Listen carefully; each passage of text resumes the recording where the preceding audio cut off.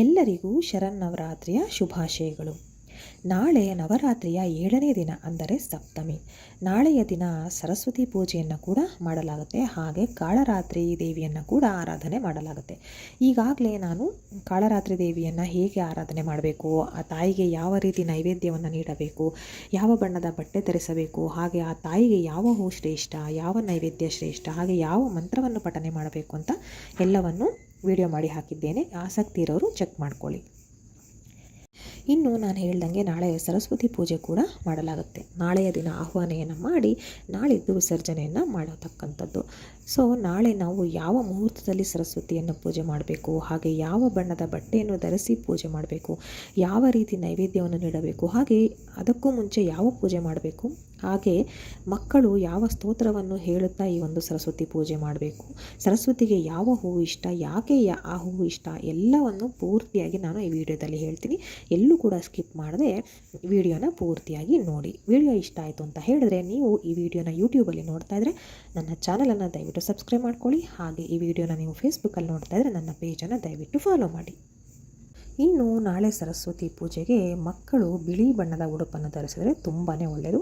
ಪೂರ್ತಿ ಬಿಳಿದಿದ್ರೆ ತುಂಬ ಒಳ್ಳೆಯದು. ಬಟ್ ಕೆಲವ್ರ ಮನೆಯಲ್ಲಿ ಬಿಳಿ ಬಟ್ಟೆ ಹಾಕೋದಿಲ್ಲ ಮಕ್ಕಳು ಕೂಡ. ಹಾಗಾಗಿ ಒಂದು ಹಾಫ್ ವೈಟ್ ಅಂತ ಏನು ಹೇಳ್ತೀವಿ, ಸ್ವಲ್ಪ ಬಿಳಿ ಇರುತ್ತೆ, ಅರ್ಧ ಬಿಳಿ ಅಂತ ಹೇಳ್ತಾರಲ್ಲ, ಅದನ್ನು ಕೂಡ ಧರಿಸಿ ಪೂಜೆಯನ್ನು ಮಾಡ್ಬೋದು.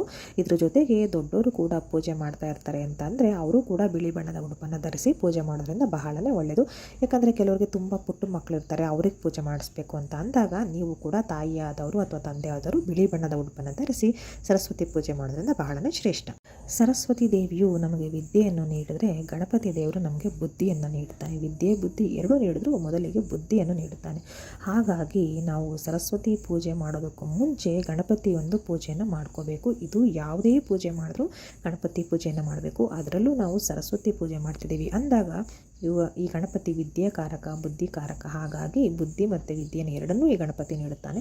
ಹಾಗಾಗಿ ಮೊದಲಿಗೆ ನೀವು ಗಣಪನ ಪೂಜೆಯನ್ನು ಮಾಡಿಸಿ ಮಕ್ಕಳ ಕೈಲಿ, ಆ ನಂತರ ಸರಸ್ವತಿ ಪೂಜೆಯನ್ನು ಮಾಡಬೇಕು.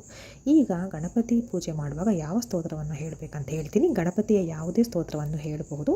ನಾನಿಲ್ಲಿ ಒಂದು ಪುಟ್ಟದಾದ ಸ್ತೋತ್ರವನ್ನು ತೋರಿಸ್ತಾ ಇದ್ದೀನಿ.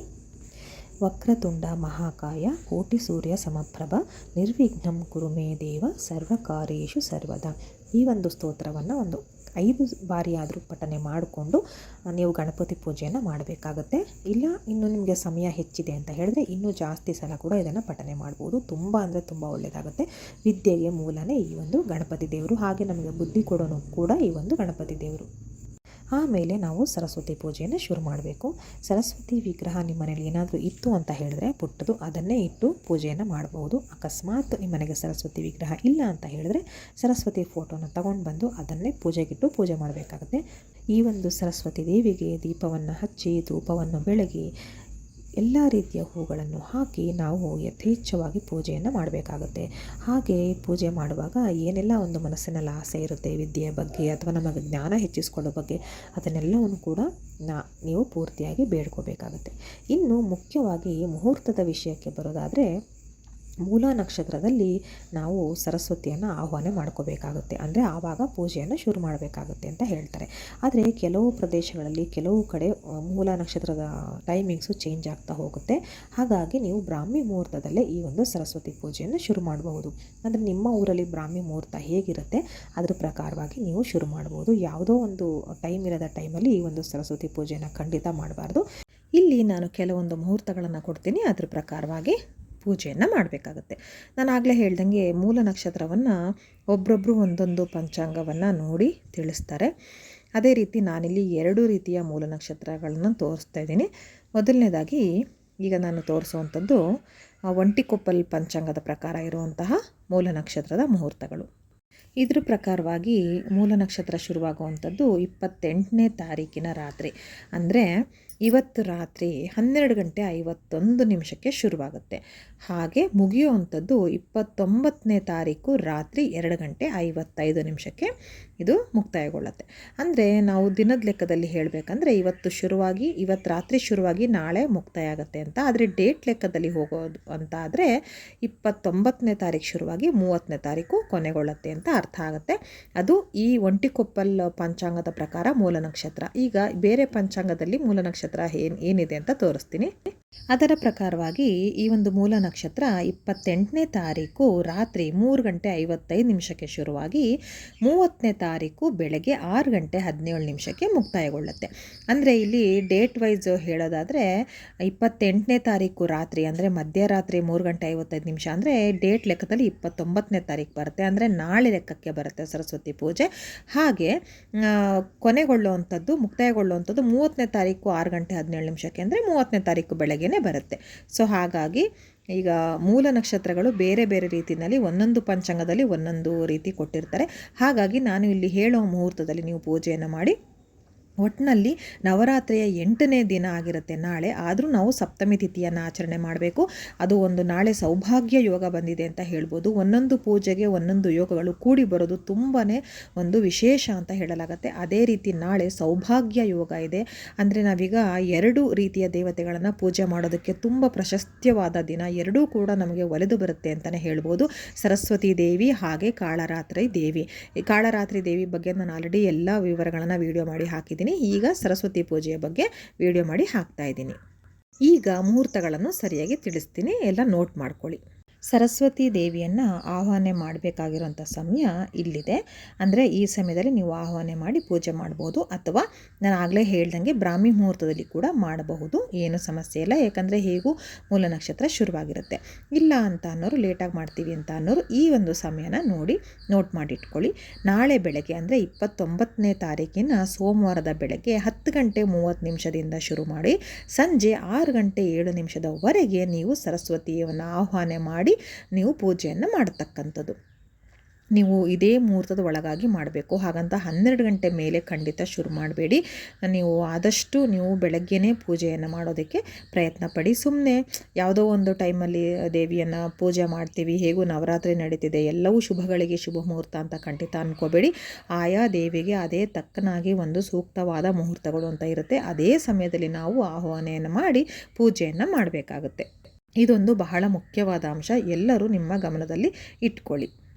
ಬೆಳಗ್ಗೆ ತುಂಬ ಹೊತ್ತು ಕೂತು ಪೂಜೆ ಮಾಡೋಕ್ಕೆ ಸಮಯ ಇಲ್ಲ ಅಂತ ಅನ್ನೋರು, ಯಾಕಂದರೆ ಈಗ ರಜಾ ದಿನಗಳಿರೋದಿಲ್ಲ, ಕೆಲವ್ರಿಗಿರುತ್ತೆ ಕೆಲವ್ರಿಗಿರಲ್ಲ ಅಂಥವರು, ನೀವು ಕೇವಲ ಸರಸ್ವತಿ ದೇವಿಯನ್ನು ಆಹ್ವಾನ ಮಾಡಿ ಪುಟ್ಟದಾಗಿ ಪೂಜೆಯನ್ನು ಮಾಡಿ, ಅಂದರೆ ಶಾಸ್ತ್ರೋಕ್ತವಾಗಿ ಏನು ಮಾಡಬೇಕು ಆ ರೀತಿ ಸಣ್ಣದಾಗಿ ಪೂಜೆಯನ್ನು ಮಾಡಿ ನೀವು ಸಂಜೆ ಅದನ್ನು ನೀವು ಮುಂದುವರಿಸಬಹುದು, ಏನೂ ತೊಂದರೆ ಇಲ್ಲ. ಹಾಗೆ ನೀವು ಈ ಪೂಜೆಯನ್ನು ಮಕ್ಕಳ ಕೈನಲ್ಲೇ ಮಾಡಿಸಿ, ಹಾಗೆ ಬಿಳಿ ಬಣ್ಣದ ಬಟ್ಟೆಯನ್ನು ಉಡುಪನ್ನು ಧರಿಸಿ ನೀವು ಕೂಡ ಪೂಜೆ ಮಾಡಿ. ಹಾಗೆ ನಿಮ್ಮ ಮಕ್ಕಳು ಓದುವಂತಹ ಪುಸ್ತಕಗಳಿರ್ಬೋದು, ಅಥವಾ ದೊಡ್ಡ ಮಕ್ಕಳು ಯೂಸ್ ಮಾಡುವಂಥ ಲ್ಯಾಪ್ಟಾಪ್ ಆಗಿರ್ಬೋದು, ಅವರ ಪೆನ್ನುಗಳು ಹಾಗೆ ಪೆನ್ಸಿಲ್ಗಳು, ಏನೇನು ಅವರು ಓದಿಗೆ ಸಂಬಂಧಪಟ್ಟಂತಹದ್ದೆಲ್ಲ ಇರುತ್ತೆ ಅದನ್ನೆಲ್ಲವನ್ನು ನೀವು ಇಟ್ಟು ಪೂಜೆಯನ್ನು ಮಾಡಬಹುದು. ಹಾಗೆ ಮಕ್ಕಳು ಕೈಲೂ ಪೂಜೆ ಮಾಡಿಸ್ಬೋದು. ಹಾಗೆ ಹೊಸದಾಗಿ ಅಕ್ಷರಾಭ್ಯಾಸ ಮಾಡಿಸುವಂಥವ್ರು ಕೂಡ ನಾಳೆಗೆ ಒಳ್ಳೆಯ ಮುಹೂರ್ತ ಇದು. ಹಾಗಾಗಿ ನಾಳೆ ತಪ್ಪದೆ ಮಾಡಿಸಿ. ನೀವು ಬೇರೆ ಸಮಯದಲ್ಲಿ ಶೃಂಗೇರಿಗೋ ಅಥವಾ ಬೇರೆ ಒಂದು ಶಾರದಾ ಮಾತೆ ಸನ್ನಿಧಾನಕ್ಕೆ ಹೋಗಿ ನೀವು ಅಕ್ಷರಾಭ್ಯಾಸ ಮಾಡಿಸ್ಬೇಕಂದ್ರೆ ಅದಕ್ಕೆ ಮಗುವಿನ ಒಂದು ಜಾತಕದ ಗ್ರಹಗತಿಗಳನ್ನ ನೋಡ್ಕೊಂಡು ಮಾಡಿಸ್ಬೇಕಾಗತ್ತೆ, ಅಥವಾ ಎಲ್ಲ ಒಂದು ಸಮಯನ ನೋಡಿಕೊಂಡು ಅಕ್ಷರಾಭ್ಯಾಸವನ್ನು ಶುರು ಮಾಡಬೇಕಾಗತ್ತೆ. ಅಥವಾ ಅಮೃತಾಪುರ ಅಂತ ಅಲ್ಲಿ ಒಂದು ಕಡೆ ಇದೆ, ಅಲ್ಲಿ ಕೂಡ ನೀವು ಹೋಗಿ ಅಕ್ಷರಾಭ್ಯಾಸ ಮಾಡಿಸ್ಬೋದು.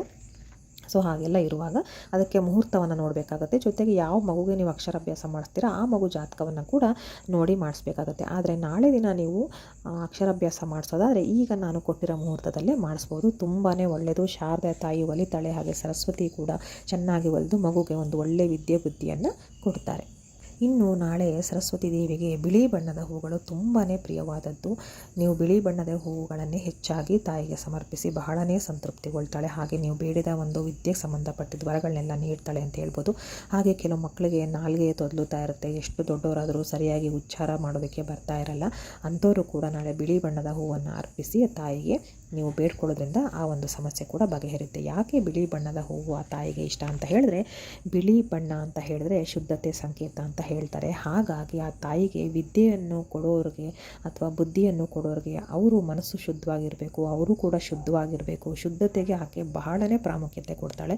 ನೀವೇ ಕೇಳಿರ್ಬೋದು, ವಿದ್ಯೆಗೆ ಶ್ರದ್ಧೆ ವಿದ್ಯೆ ಎಲ್ಲ ಇರಬೇಕು ಅಂತ ಹೇಳಿದ್ರೆ ಒಂದು ಶಿಸ್ತು ಅನ್ನೋದು ಇರಬೇಕು, ಒಂದು ಶುದ್ಧತೆ ಅನ್ನೋದು ಇರಬೇಕು ಅಂತ ಹೇಳ್ತಾರೆ ಅಲ್ವಾ. ಹಾಗಾಗಿ ಈ ಸರಸ್ವತಿ ಮಾತೆ ಅಥವಾ ಶಾರದೆ ಮಾತೆ ಶುದ್ಧತೆಯನ್ನು ಬಹಳ ನೋಡ್ತಾರೆ, ಹಾಗೆ ಬಹಳ ಇಷ್ಟ ಕೂಡ ಆ ರೀತಿ ಶುದ್ಧತೆಯಿಂದ ಇರುವಂಥದ್ದು. ಹಾಗಾಗಿ ಬಿಳಿ ಬಣ್ಣದ ಹೂವು ಬಹಳನೇ ಇಷ್ಟ ಈ ಸರಸ್ವತಿ ತಾಯಿಗೆ. ನೀವು ಬಿಳಿ ಬಣ್ಣದ ಹೂಗಳನ್ನು ಅರ್ಪಿಸಿ ಪೂಜೆಯನ್ನು ಮಾಡೋದ್ರಿಂದ ಬಹಳನೇ ಒಳ್ಳೆಯದಾಗುತ್ತೆ.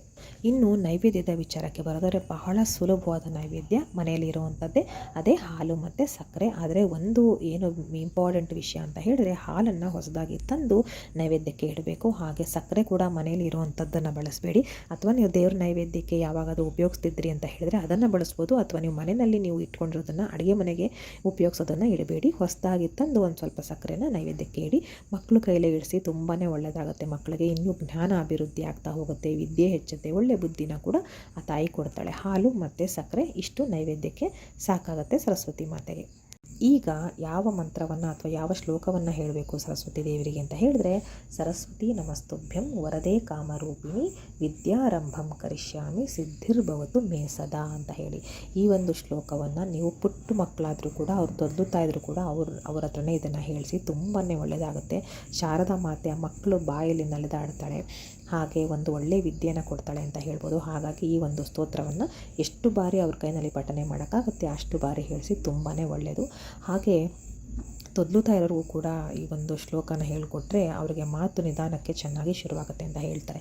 ಯಾಕೆ ಅಂದರೆ ಸರಸ್ವತಿ ಹುಟ್ಟು ಹೇಗಾಯ್ತಂದರೆ, ಬ್ರಹ್ಮದೇವರು ವೇದಗಳನ್ನ ತಮ್ಮ ಬಾಯಲ್ಲಿ ವೇದಗಳನ್ನ ನುಡಿತಾ ಇರುವಾಗ, ಹೇಳ್ತಾ ಇರುವಾಗ ಆ ಸಮಯದಲ್ಲಿ ಬ್ರಹ್ಮನ ಬಾಯಿಂದ ಸರಸ್ವತಿಯ ಹುಟ್ಟು ಆಯಿತು ಅಂತ ಹೇಳಲಾಗುತ್ತೆ. ಆ ರೀತಿ ಒಂದು ಪ್ರತೀತಿ ಇದೆ. ಹಾಗಾಗಿ ಈ ರೀತಿಯ ಶ್ಲೋಕಗಳನ್ನು ಮಕ್ಕಳ ಕೈಲಿ ಹೇಳಿಸೋದ್ರಿಂದ ಒಳ್ಳೆ ವಿದ್ಯೆ, ಬುದ್ಧಿ, ಒಳ್ಳೆ ಜ್ಞಾನ ಎಲ್ಲವನ್ನು ಮಕ್ಕಳು ಹೊಂದುತ್ತಾರೆ. ಅಥವಾ ದೊಡ್ಡವರು ಕೂಡ ಏನು ಕಲಿತಾ ಇರ್ತಾರೆ ಅವರು ಕೂಡ ತಮ್ಮ ಜ್ಞಾನಕ್ಕೋಸ್ಕರ ನಾಳೆ ಸರಸ್ವತಿ ಆರಾಧನೆಯನ್ನು ಮಾಡಬಹುದು. ಸೊ ಎಲ್ಲರೂ ನಾಳೆ ಸರಸ್ವತಿ ಆರಾಧನೆ ಮಾಡಿ ಒಂದು ವಿದ್ಯೆ, ಜ್ಞಾನ ಎಲ್ಲವನ್ನು ನಾವು ಪಡೆದುಕೊಳ್ಳೋಣ ಅಲ್ವಾ. ಧನ್ಯವಾದಗಳು.